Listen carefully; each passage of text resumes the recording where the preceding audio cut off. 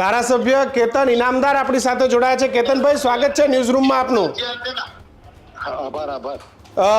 કેતનભાઈ, આ પ્રકારનો પત્ર શું કરવા તમામ ધારાસભ્યો એક સાથે લખવો પડ્યો?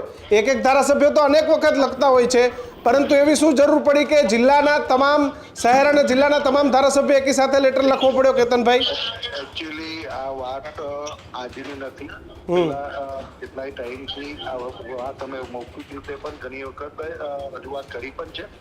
આજે મેં પાંચ ધારાસભ્ય સાથે અમારી રજૂઆત એટલા માટે હતી કે આ જે વાત છે એમાં અધિકારી પોતે કોઈ પણ સેક્રેટરી લેવલથી મારીને જિલ્લા કક્ષાના અને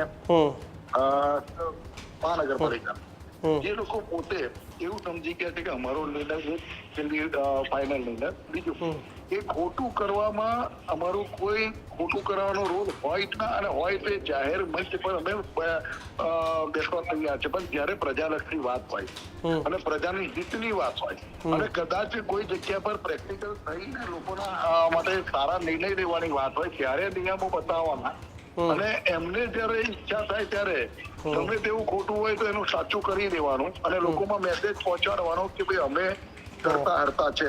એટલે આ ઘણી વસ્તુની બધા જ કેટલાય ટાઈમથી ભેગી થયેલી આ વાત છે। એટલે અમે પાંચે ધારાસભ્ય માન્ય મુખ્યમંત્રી સાહેબને લેખિતમાં પત્ર દ્વારા આજે અમે આપ્યું છે કે ભાઈ અમારો પરિસ્થિતિ અમારી છે અને હાલની આ પરિસ્થિતિ ગાંધીનગરથી માંડીને સેક્રેટરી લેવલથી માંડીને નીચે નાનામાં નાના કર્મચારી અધિકારીની વાત છે।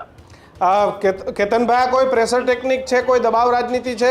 કોઈ પ્રેશર ટેકનિક હોય તો અમે જયારે આપણા જવાબદાર વ્યક્તિ તરીકે વાત કરતા હોય, જયારે આવી ખુલ્લી વાત હોય અને આપ પણ મીડિયાના વર્ષોથી છો, પરિસ્થિતિ અમારી લોકોનો ની લાગણી અને માગણી અને લોકોનો અવાજ અમારે સરકાર સુધી અમે પહોંચાડ્યો છે।